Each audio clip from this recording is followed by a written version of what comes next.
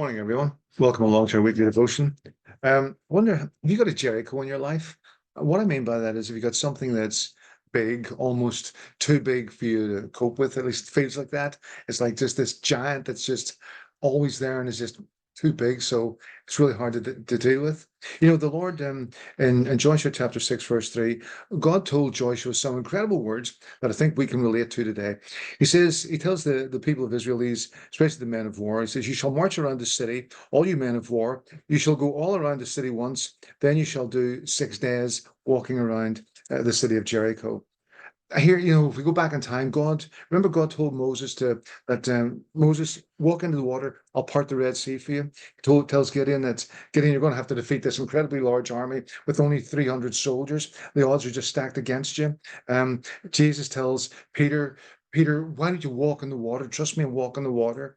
And Jesus tells his disciples, man, we're going to feed thousands of people with some bread and fish. That's what we're going to do. These are just miraculous things. Jesus tells a blind man to go and wash mud off his eyes, and then his sight will return to him.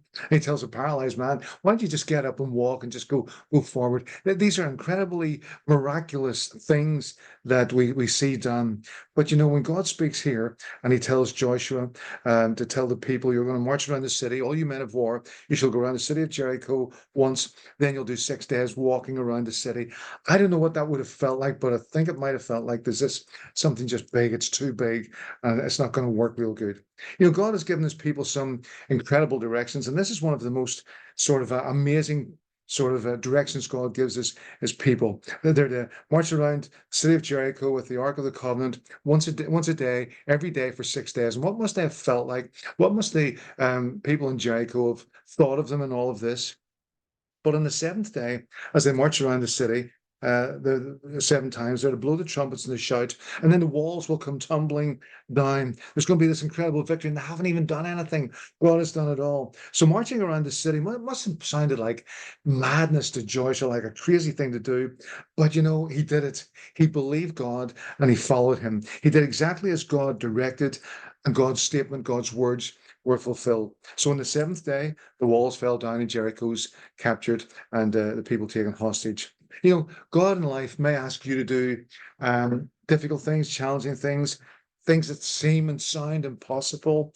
Maybe forgive someone who's really grieved you, hurt you, done you wrong in some way, or maybe give generously to a person that isn't necessarily all that grateful for what you're giving them, or maybe serve in the church or whatever, but it's a really inconvenient season for you. You've got to help someone to do something, and it just doesn't really work in your calendar, doesn't really suit. But when you call him Lord, as Joshua did, as Israel did, when you call him Lord, it comes with an air of obedience about it. There's a call, an expectation of obedience. And here we see Israel being obedient, Joshua being obedient, and then the victory coming to them. So I want to encourage us today, like those warriors who marched around Jericho for those 7 days, sort of obeying God but not taking battle structure. Let's put our faith into action and let's live obediently to God and follow him and let him work in our lives and do whatever he wants to do, whatever that might be. It'll be challenging, it'll be tough, it'll be difficult. It's going to be a Jericho.